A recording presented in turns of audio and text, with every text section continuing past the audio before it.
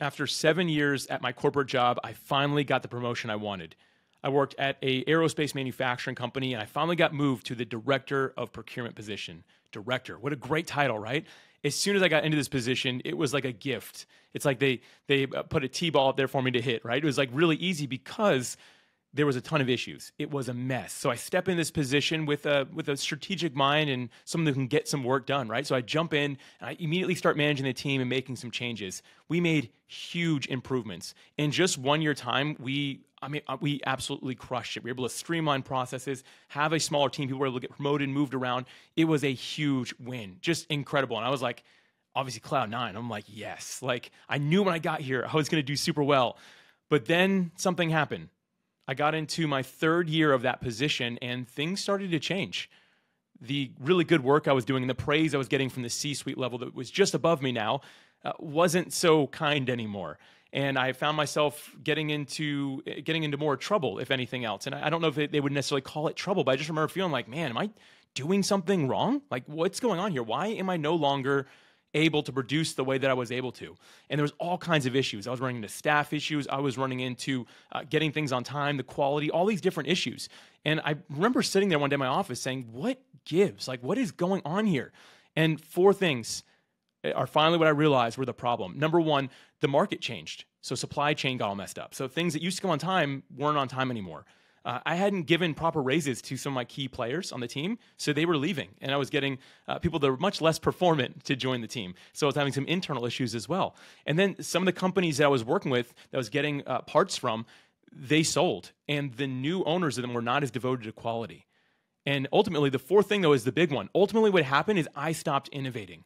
I stopped making things new. I basically said, I will ride this position and off my success as I got into this, and eventually I will get promoted. Hey, my name's Alex Sanfilippo, and if I've not had the chance to meet you, I'm going to say thank you so much for being here today. First off, you are listening to the right content here. This is about podcasting. I will relate it back to my former aerospace job, and I'll kind of put in some ties here that will connect the dots here. But I am so glad you're here and really excited to dive into this because I believe it will really help us all become better podcast guests and podcast hosts. So what I want to talk about first and foremost here, I've got some notes that I'm going to follow along with because I'll make sure I get each of these things really right. But how do you connect these two things? Here's something I've been hearing more and more in recent years. I'm going to say I hear these things because podcasting is evolving. Since 2020, that was kind of like a new foundation of podcasting. And certain things have worked since that time that are now shifting and changing and will continue to do so into the future. So I hear this a lot. My podcast isn't growing anymore. Or my podcast is plateaued. Or my podcast listenership is going down now. What's going on? What gives? What's the problem? On the other side of the mic, I hear people all the time. I used to get a lot of podcast guesting opportunities. People aren't having me on as much anymore. I'm not hearing back from hosts the way that I used to. These are things I'm hearing, again, both sides of the microphone. And I think it really relates well to my experience in aerospace, which was ultimately I sat back.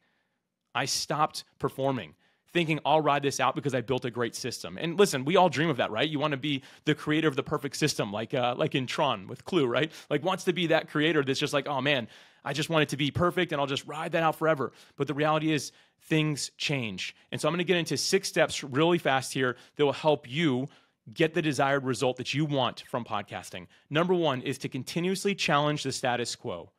Continuously challenge the status quo. I've already hinted at this one a lot, and this is why it's the very first one. What got you to where you are today won't get you to where you want to go tomorrow.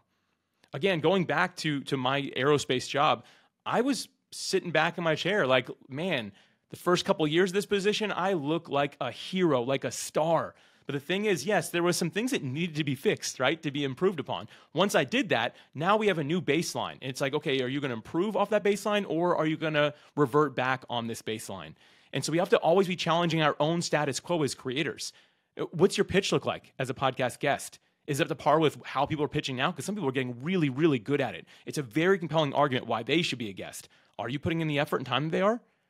Is your podcast as a host, are you doing something that really worked well when we had a lot of time to kind of do whatever we wanted in 2020 and a couple years after that, right? Or are you adjusting it to people's very busy lifestyle they have now? And I'm not telling you that you need to do either of these things, but we have to challenge our own status quo inside and say, me, as a creator, am I doing the best that I can? Knowing what got me here is not going to get me to where I want to go tomorrow. So number 1, once again, is to challenge the status quo. Number two is to have a vision for where you're going. Without vision, the people perish. That's a scripture I love. I'm a follower of Jesus, so I always like to throw that stuff in there. But without vision, people are going to perish. And here's the thing. You might be like, well, Alex, thankfully I have a team, right? Well, even if it's just you, do you have vision for yourself? Do you have vision for your podcast guesting efforts? Do you have vision for where you want your podcast to go? Going back to the aerospace job, my goal was to make it all work, right? Let's stop bleeding. This thing is a mess. Let's get it fixed and get that foundation. That's as far as my vision went. So once that vision was achieved, we had nowhere else to go. When's the last time you've gone back and revisited the vision for what you're doing with podcasting? I really urge you and challenge you, go back and say, what is the vision? What can I do to make sure that we continue to excel and to grow? And what does that even mean? What does that look like? Here's the thing, it's going to be different for each of us, but you have to sit down and come up with that vision, and it's going to help you as a podcast guest or host. Number three is to be willing to let go. Be willing to let go. Some endings are necessary. Some endings in life, in business, they're necessary. And we can all think, like, I'll go back to my aerospace thing as an example here, but we can all think of that time that we were working with somebody in a corporate setting, if you've ever had a corporate job, where that person, you're just like, man, they are like bringing us all down. And then finally someone's like, we're letting you go. And then everyone's like, whew, right? And I think for many of us, like if you're the person that hired that individual, you're like, I can see them negatively affecting everybody, but I just, man, they used to be so good. What happened? Why can't we get back to that? Sometimes you just have got to let things go. And thankfully, in podcasting as a guest or host, it's not anything that extreme, but perhaps it's a segment that you love. Maybe it's a story that you really enjoy telling. Maybe it's time to say, you know what? It's time for me to stop sharing this. It's time for me to shift what I'm doing. I have to be willing to let this go if I want my future to look different than my past. And the results I want are not going to come from this anymore. We have to be willing to look at things and say, I'm willing to let go. This also goes for all the things, air quotes there, that you're doing. So if you're like, man, I'm really getting drained by Instagram, maybe it's time to stop that. Or maybe you're saying, hey, like I really wanted to do video podcasting, I got into it, but now I'm like really having trouble keeping up with the production because it's just so much more work. Maybe you don't need to do that. And I'm not saying these are things you need to do. It's going to be different for every single one of us, but we have to sit back and really think about what it is that we need to let go of so we can make sure that we have that freedom to continue to propel ourselves and move forward with our businesses, our brands, our podcast, and our guesting efforts as well. Number 4 is to maintain a singular focus. Focus, I like to look at it as an acronym. Focus means follow one course until successful. I always try to look at it that way. It's like, am I being focused? Am I following one course until I succeed in what it is that I'm trying to do? Here's the thing.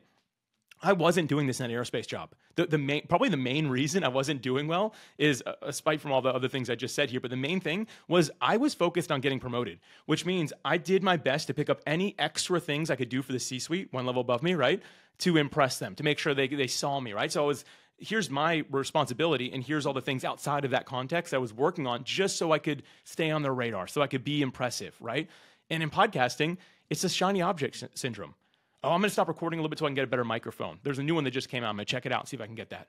Like, no, yes, improve your gear, but no, don't stop along the way, right? And if you're a guest and you're like, oh, I've got a new book coming out, I'm going to take a break for the next year, and once the book is out, I'll start trying to get it out there and promote it. Like, no, maybe get your stories for the book by being a guest on podcast, by hashing that out, right? You have to have that singular focus. And I'm not telling you that like podcasting or podcast guesting is the thing.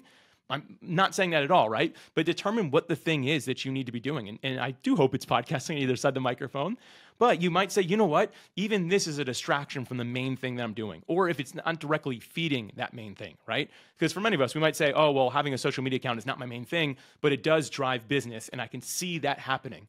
I can see it connecting the dots. Then it's part of the thing that you need, right? But we have to maintain some sort of singular focus as to this is what we're doing. I'm going to avoid the shiny objects. I like to say it this way, and anyone who's heard me talk, you've probably heard me say this in recent times because it's become a very core part of who I am, which is every yes has to be protected by 1,000 no's.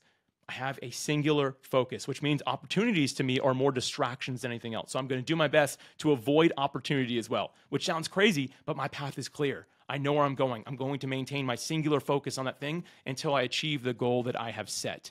And here's the thing. If I would have gotten that in my corporate job, I wouldn't have had this really terrible year in that job. It would have been all sunshine, rainbows, all that, right? And it wasn't because I lost this focus. So that's number 4, maintain a singular focus. Number 5 is to clearly articulate the result that you want. Clearly articulate the result that you want. Unspecific goals yield unspecific results. if you can't articulate what it is that you want and the direction you're going in, right? This kind of goes back to having that vision. If you can't articulate it, then you probably have some unspecific goals along the way. And like good goals mean different things for all of us, right? Like it doesn't mean you need to be like this download number, this number of podcast interviews. It probably shouldn't be that. I prefer what I call, I have a few different terms for it. Basically what I'm getting at here is a goal that is non-outcome based. So a non-outcome based goal, which simply means I don't necessarily need to be this number of downloads, this number of guesting opportunities. Instead, I just say I'm going to consistently reach out to a new host every other day so that I can get on one podcast per week. I'm going to consistently tell one person about my podcast every single day so at the end of the week, hopefully I have 7 new listeners, right? Instead of making these really high-level goals, you need to be able to clearly articulate the result that you want, and then you have to set some goals around that, right? But I always think it should be non-outcome based. So it's not like we're going to achieve this and then smooth sailing, and then you fall back into just the status quo and no longer challenge it, right? We want to be something we can do on an ongoing basis. It's disconnected from the actual result that we're looking for. Let the results take care of themselves. And the final one here, number 6, this is what I call the glue. So this is to spend time talking to the people involved. Spend time talking to the people involved. Here's the thing. If I had, my former job that I was doing in the aerospace job, if I had spent time talking to my staff, they could have told me some red flags. The key players ended up leaving because I was never given them a raise. If I would have sat with them, they'd probably been like, hey man, like, I haven't gotten a raise in 2 years and we're doing like a lot of really good work. I'm sure you've gotten bonuses, right? That probably could have come up and should have, and shame on Alex for not like addressing that myself, but I should have had those conversations with the C-suite that I was doing side projects for. If I would have, instead of just be like, give me that project, give me this one, if I would have talked to them and be like, hey man, you're doing really good. Can you just stay focused on that? Because this has been broken for years and you've got it working. Then I would have freed myself from doing these little side hustle things, right? At my own corporate job. And here's the thing, if you are a podcast guest or host, you've got to think about who it is that you ultimately serve and find a way to connect with them, to talk with them.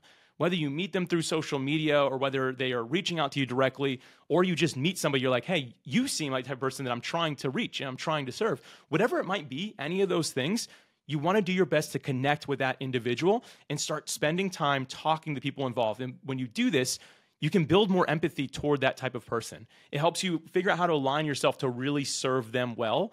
But here's the thing, if we're just sitting back and guessing, I don't know if that's really going to work, right? Like maybe, like it's just kind of like shooting in the dark. Like you're not really sure where it's going or anything like that. But if you talk to people, it can help you figure out where it is that you're going. It helps you build that connection with them and really know them individually, and you can build and develop more empathy so you know how to really speak to that person. Whether you're a guest or host, the best ones I find are the ones that know their audience intimately. And that's because they find any way they can to have a conversation with them, even if it happens to be virtual. Or when they meet someone in person that seems like who they want to be serving, have a conversation with them. Figure out what their pain points and struggles are. And when you learn that, it helps you really build something powerful. So I'm going to go ahead and wrap up this episode here. And what I'm going to do is just share the rest of my story. Thankfully, I didn't get fired from that job. Instead, I figured these things out. And I'm thankful for that. I had mentors in my life, people that helped. I can't take all the credit for it at all. At the end of the day, I just did my best to make it happen. But I went from having the worst year I had at that company to immediately turning it into the next year being the best.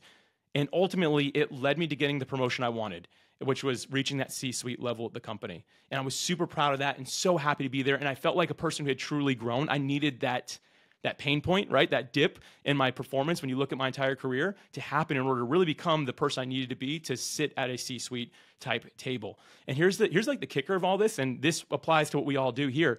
I didn't work harder. I worked smarter. And that's what I want to leave you with today as a podcast guest or host. Think about how can I be smarter about what I do instead of just continuously trying to work harder and do more and more and more. Instead, let me step back. Can I try these 6 things and do them in a really smart, strategic way so that I get a better result than I would if I just keep on working as hard as I possibly can? So I hope this was really helpful for you today. And again, my name is Alex Sanfilippo. Thank you so much for spending this time with me.